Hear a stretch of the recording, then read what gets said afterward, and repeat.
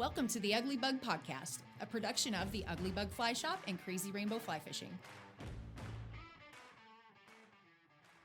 Welcome to the Ugly Bug Podcast. On today's episode, we sit down with Adam Hudson with Blue Line Co.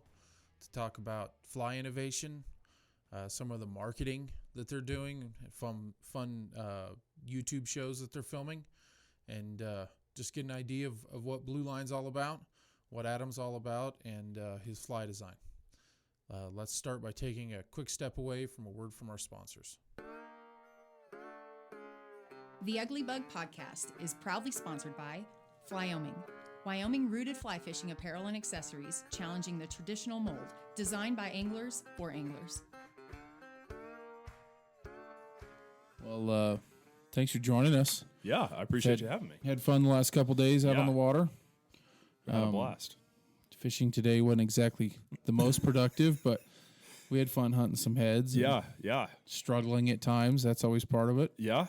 Sometimes, going the ups and downs, keeping the morale on the boat high. And it's pretty fun. Like having, day before yesterday, not, a lot of blind casting, and then going in today and actually mostly picking out heads. I think we only caught maybe, other than the streamer fish, Colby was bopping. Mm-hmm. We only caught a couple fish that we didn't see before we cast at them. Yeah. So it was fun. Yeah. I definitely enjoyed it. It definitely is a hunting program of like moments of nothingness followed by some nice little adrenaline punches here and there. Yeah. Right? So I could definitely see if you like to hunt, I would think you would really like doing what we did today. Yeah. Are you generally, obviously you do a wide array of fishing, but, in the bass world, you don't replicate that much, right? I guess when they're on the nest a little bit, you might be able to sight fish them, or we're up in the shallows, but not necessarily a sight fishing scenario. Yeah. A lot of the rivers that we fish, the bass, we fish a lot of tributaries into big lakes. Mm-hmm. And most of our bass are pretty migratory. So those bass will migrate up in the river for cool, clean, cold water. Yeah. Plus a big food source, plus following bait fish. Sure. So, but in the winter, a lot of those fish will migrate out of the rivers back into the reservoirs, and that's where they'll spawn. So we don't do a ton of that, but the biggest thing that we will see fish doing from where we're from is you'll see them just pushing bait, chasing bait, real shallow. You'll see a big weight looks just like a redfish, just pushing a big wake through a big eddy or a big tail out or something. Yeah, seeing bait just splash, and you can definitely if you're kind of looking downriver, you're watching for it, you kind of know what you're looking at. That bass typically is going to be hanging out in a feeding lane pretty close to where you see it. Just like a big brown trout would be. Sure. You see him even 200, 300 yards downriver, being splashy, sipping, whatever. That fish is still going to be there when you 10 minutes later when you get down to it. And so you still get to sight fish some, but very rarely with what we do. Yeah. So if we kind of take a step backwards, like how'd you get into fishing? How did that kind of come about? You're obviously from South Alabama area, right? Yeah. So there's not a ton of trout fishing in that region, but kind of what got you into fishing, and we'll take it from there. Sure. I'm from North Alabama. I got into bass fishing's king, conventional fishing. Everyone around there is a conventional fisherman for bass. I kind of grew up near one of the best bass fishing lakes in the country, Largemouth. They pretty regularly host the Bassmaster tournament series and all that kind of stuff there. So obviously was exposed to fishing forever. My dad was a big conventional bass fisherman as well. And I was never really huge into conventional fishing, but we went up to the Smoky Mountains, Great Smoky Mountain National Park in Tennessee, and my uncle was actually big into fly fishing. He brought some gear, and I just thought that was the coolest thing. going and wading in the creeks was already kind of my favorite thing, way more than fishing off the bass boat on the lakes. And I just like being in the water, getting to actually kind of move around and walk. And then I thought the addition of being able to cast that fly rod and, how cool that was. I was about eight years old or so.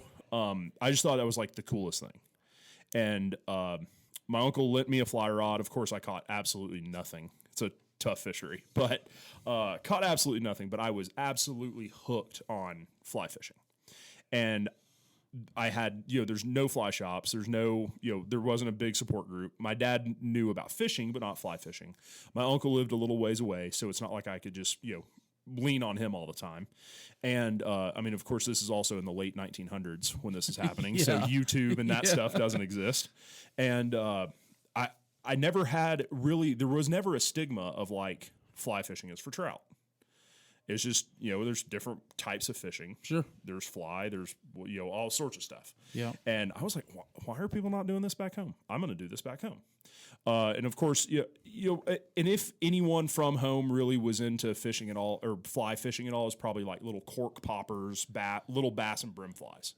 And I was like, well, dang, I'm going to start doing that. So my parents were extremely, influential in that. They really supported me in, kind of showing interest in outdoor hobbies. They were very accepting of that kind of stuff, and definitely supported. So my dad bought me a little fly rod kit, and I could ride my bike down to a local golf course pond. And my dad would tie the knot for me, and I'd break it all down so that I could strap it to like my bike and ride it down there, and was casting, trying to catch bluegill and stuff. And I used to go a lot, like after school. I could ride my bike down to a local pond. I was catching bluegill, and I don't know why, it was just so much different for me catching bluegill on a fly rod versus on a little rooster tail or whatever. But I just thought it was the coolest thing. Started going out to the river a lot. My mom would drop me off. She'd go into town to run errands and drop me off at the park. And every once in a while, I would end up catching a smallmouth. Yeah, smallmouth bass. I was really kind of after brim because they were easy to catch. And of course, anyone who's that new to fishing, especially kids, wanting to catch a fish is so cool. Right. And every once in a while, I could never, at that point, I never really could figure out why I would suddenly catch a bass. Why, wow, they were way more fun. They fought way harder. It was a 6-piece 5-weight that I had. So that thing was like a wet noodle. And, they'd bend that fly rod over, and I was fighting them, felt like a huge fish. And I guess essentially kind of what maybe changed my life a little bit was when I was, 8, 9 years old, was like, how do I figure out how to catch that fish more? Mm-hmm. Right? Instead of these brim, how do I figure out how to catch more of these fish? Yeah. And that kind of is what changed my life. Cool.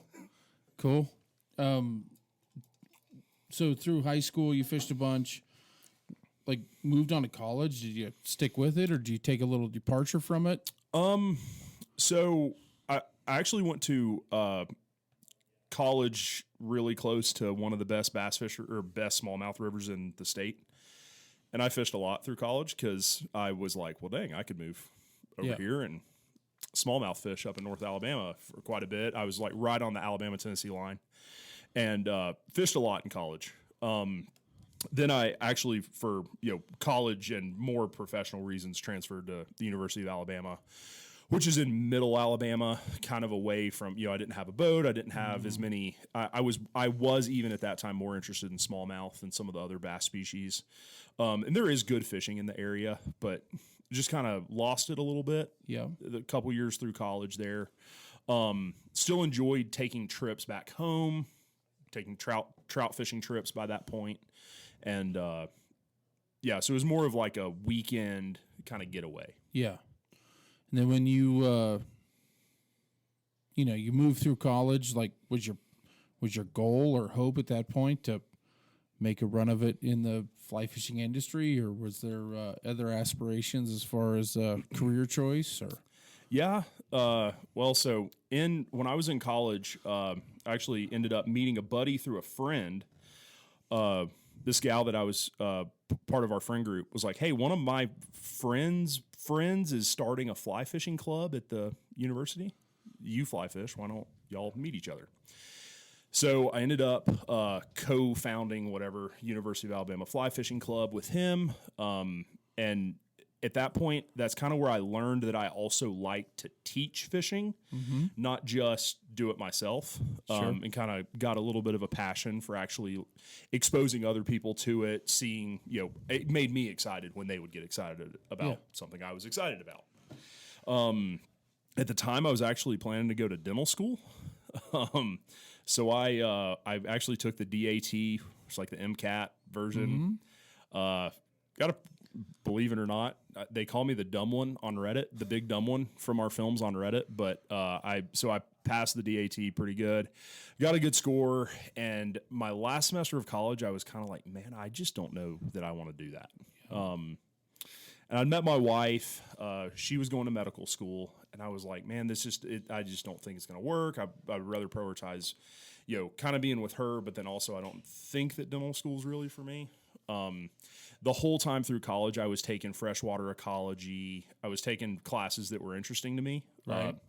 Dendrology stuff, a lot of freshwater studies. Alabama has a really cool freshwater studies program. And I was learning a lot about that. So ended up majoring biology, but ended up, instead of going to dental school, started working at a Orvis store, which is maybe the opposite of dental school. Right. Probably. So started working at an Orvis store. It's kind of how I got my foot in the industry, and kind of bounced around a little bit from some different sales positions, got out of the industry for a little bit, but being in the industry is kind of what got me, the stepping stone from working at Orvis kind of got me to where we are today. Yeah. And so, from your Orvis position, and then like from the media aspect, was it just purely a fun goof off thing to start doing films, or was it kind of a strategic, marketing angle for, how did that? It was like those conversations always intrigue me, because it's like, one, to know if it's going to work, right? And then, obviously, I'm sure you and your friend group thought it would be funny or cool and something you'd watch, but I'm sure there's a little bit of roll the dice. Like, are we just going to look like a bunch of dipshits that no one else wants to watch? Yeah, you're not wrong. There's definitely a lot of that. Yeah. It certainly wasn't a advertising media grab. Obviously we use that to help fund a lot of what we do. But I kind of enjoyed going on trips and showing people that you don't have to have a ton of money. You don't have to, you don't have to go to the Seychelles to have a cool fishing trip. Yeah. You can grab a few of your buddies. You can go close to home. We definitely have done a lot of films out of Alabama. I'd like to showcase people that, one of the things, I guess, kind of sidetrack there. One of the things that would always kill me when I worked in a fly shop was, hey, do you fly fish? Oh yeah, I fly fish. I go to Montana once a year.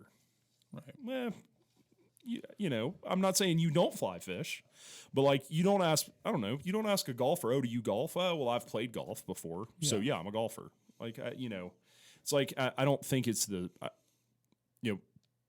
I don't know, not to insult the people listening to the podcast at all, but, I think being interested in fly fishing and stuff's great, but you can't ever be good at something if you do it once a year in Montana. Yeah. That's not, So, and saying you fly fish for 18 years when you fly fish 2 days a year. Right.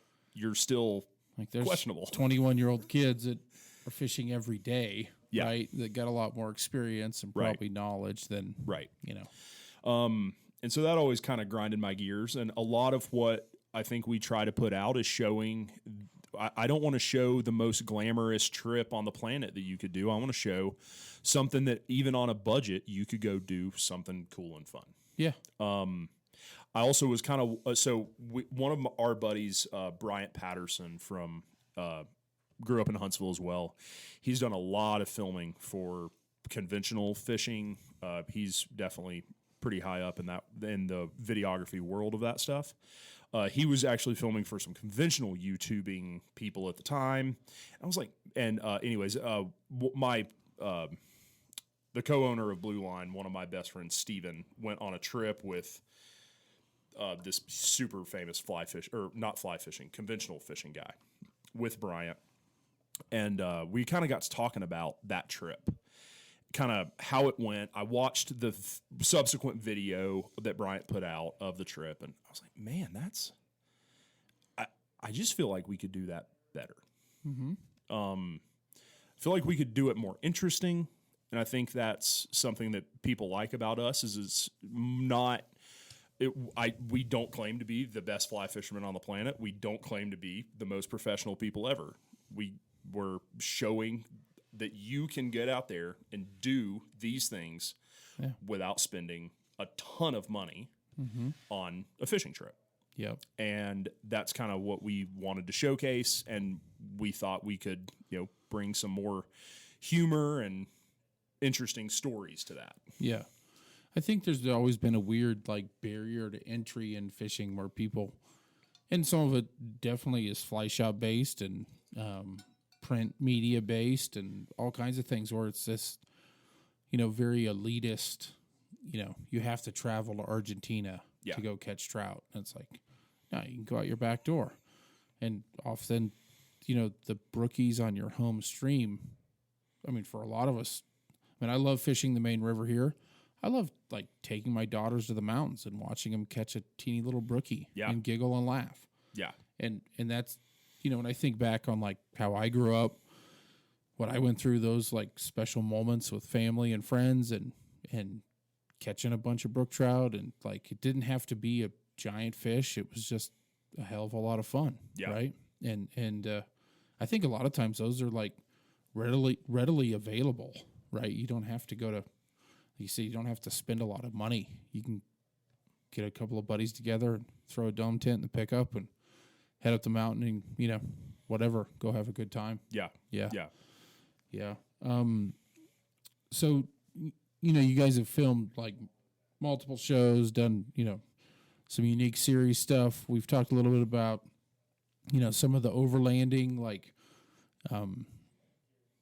combination sort of package stuff that you guys are doing now. Moving forward, do you see yourself doing more of the overlanding stuff or, more of the kind of series sort of things, or more, kind of smaller shows? Yeah, I like the bigger series because I'm definitely always one. I want a project. I've just always kind of been that way. I love having something to just get really focused on that's separate of, I guess, day job, even though day job has now turned into fly fishing. Yeah. So it's, I think everyone who fly fishes ends up overlanding at some point. So I feel like it's such an adjacent market. And I enjoy it. Driving gravel roads, maybe some trickier off-road stuff. I also just enjoy cars, and we're currently rebuilding that 91 Isuzu that I told you about. So I definitely see continuing down that road. I think that's I think there's some cool things that we can do to expose people who are not currently fly fishing, but who are maybe a little fly curious. We could expose them to fly fishing and hopefully break down some of those barriers of, oh, you have to go to Argentina to do this. Let's throw a 5-weight in your Jeep. Next time you're going camping, instead of going camping up on the top of a mountain, go camp by a river. And in the evening, you could go fish a little bit. Yeah.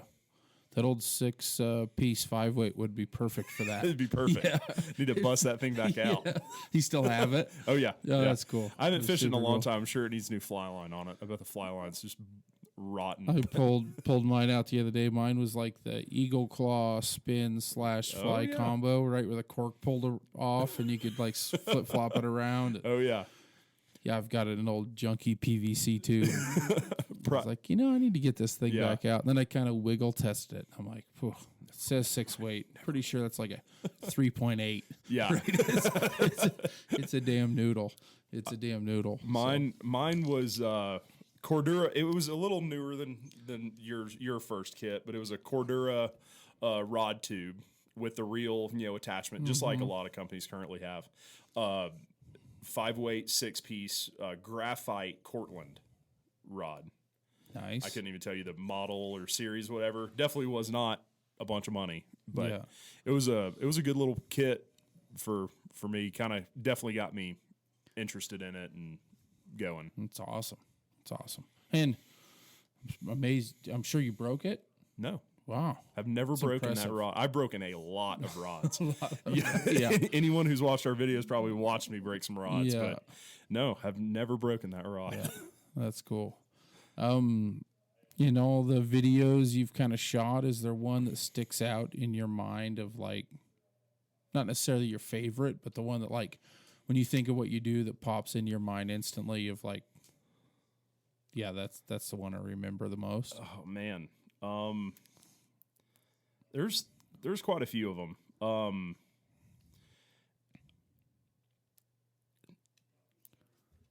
Dang. I don't know if there's Don't have I don't the know if there's one specific? specific No, that's that all right. that I really like. I mean, I definitely enjoy all of our Yeah. trips, and definitely kind of just get to take in the time that I get to do this for work now, and that's trying to make ends meet, doing what we like to do. Yeah. That's kind of been, I don't know. Every time I go, it's like I get to take a step back. Sure.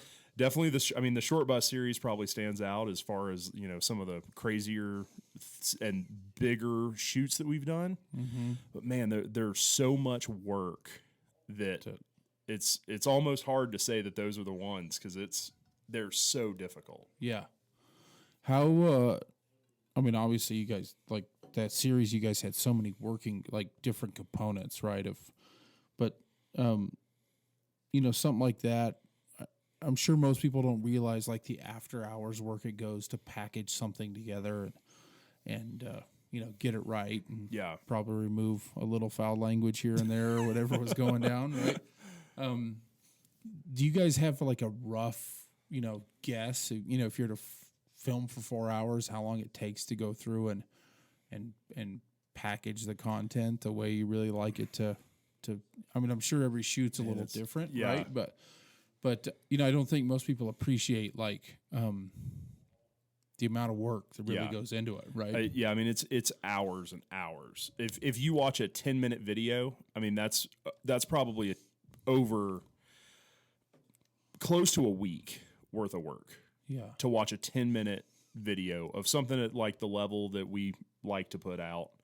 I mean, and even the amount of time that goes in ahead of time. Where are we going to go? How are we going to? Where are we going to shoot it? Who are we going to shoot it with? Is it like coming up with the ideas of like this is going to be an interesting video? Someone's going to enjoy watching this for some reason. Right. Where are we going to go shoot it? How are we going to shoot it? Logistically, how are we going to get there? I mean, the logistics of a lot of the shoots we do is tough. Yeah. So the amount of work that goes in on the fore end and then the amount of work that's on the back is just, it's crazy. Pretty intense. Yeah. Well, we're stoked to, have some of your guys' flies in the store. Hopefully that keeps growing over time. Give us a little background on that. Like, how many patterns do you guys currently have? And I assume you're growing that library into 24 and hopefully beyond. Give us a little info into that. So we currently have 40 freshwater, more so styled freshwater flies. And then I just released early this year so we shot a F3T film that was in the current year 23 F3T series on redfish. I'm a big red fisherman. I know we've talked quite a bit about red fishing this week. So I have about 40 flies that we developed, and then I just added this year about 6 redfish patterns. So we're running right around 46. That doesn't include, that includes some different sizes and colors of flies and choices. We've got roughly 12 more on the horizon to drop this spring. And then coming up for next fall, I'll probably add a few more, but the big thing that we're planning to do next fall is to really expand what we currently have into more sizes and colors that people have been requesting over the past few years. Yeah. Obviously, I mean, you definitely understand this from the retail side of things. we'd love to stock and carry every fly pattern ever, but we also have to make sure that whatever we bring out is what we're going to be able to sell it. Sure. And it's, for how anal I feel like we are about making sure that we put out a fly that's both like quality, is going to work, and is, going to be sold. Yeah. Is those are some pretty big benchmarks you got to meet. Sure. So, so that's kind of what's on the horizon for 24, and we've got a couple signature tires coming on for next year that we're really excited to start working with. I think 24 is going to be a really big year for us fly wise. Yeah. And then obviously you got some really cool apparel. They can all, folks can find all that stuff on your site as well. Yeah. And then I assume links to all the videos and everything you can, get to your guys' YouTube channel and all the goodies. Yep. Do you guys have plans like to expand the apparel line a little bit moving forward, or? Yeah, that's something that we've been working with, and Colby from the past couple of days. Folks who don't, see him from a lot of our videos. Colby does a lot of work with us, and he is definitely going to be helping me out a lot with the apparel. The apparel has been a really big problem for me because I dress like a 60-year-old man. So our apparel that we put out really appeals to 60-year-old men. So a lot of the stuff that we've been putting out, I think, is more so merch related. Mm-hmm.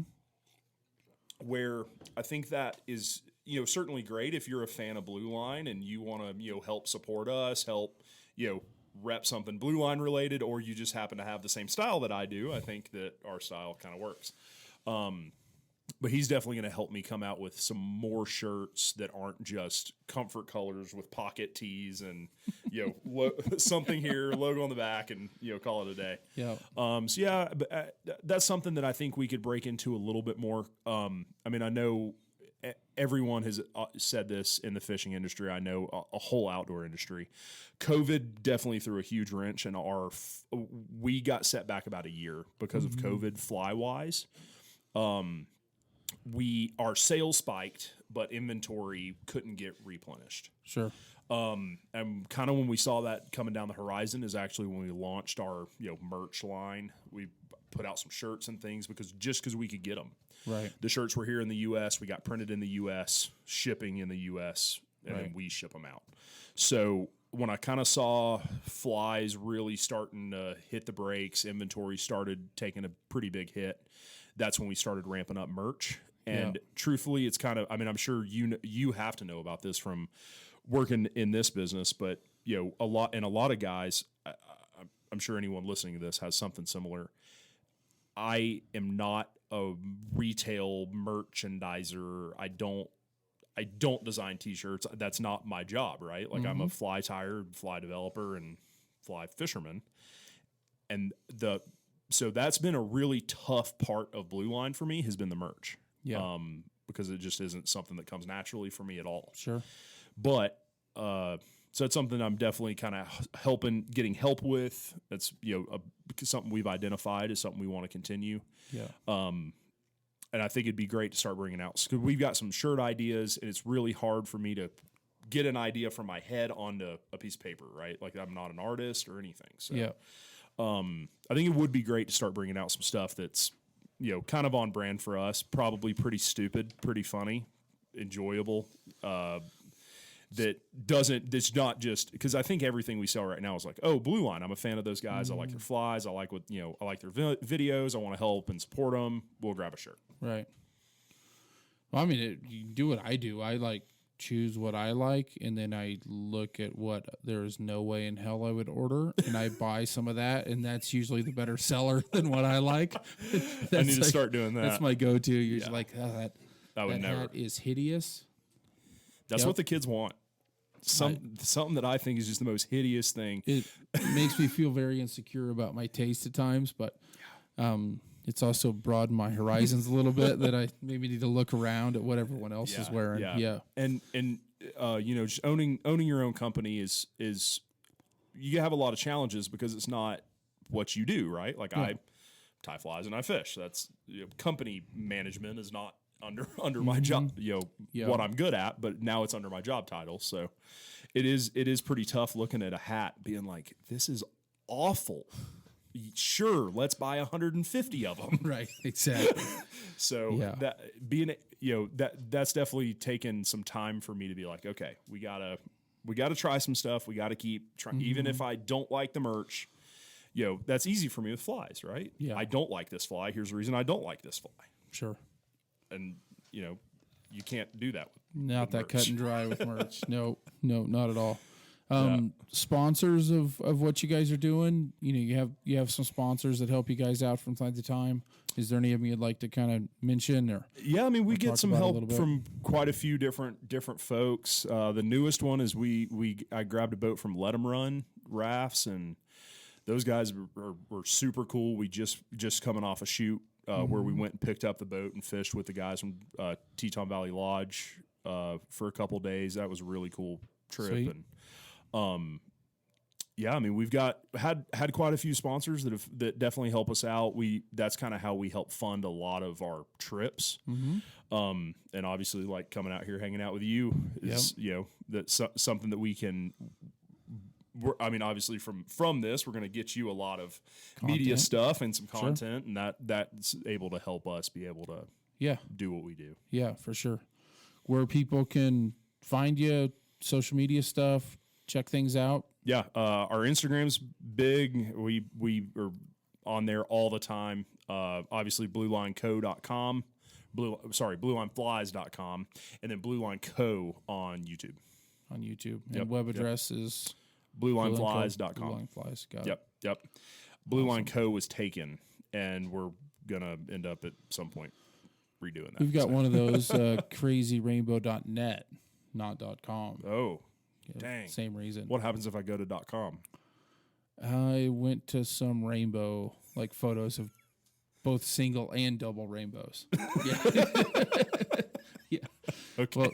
Well, enjoyed having you. Thanks so much for jumping on the podcast, and hopefully we'll do it again. Yeah, man. We need to. Sounds good. Thanks. Appreciate it. Thank you for listening to the Ugly Bug Podcast. If you've enjoyed this episode, please consider subscribing and leaving a review on Apple Podcasts and Spotify.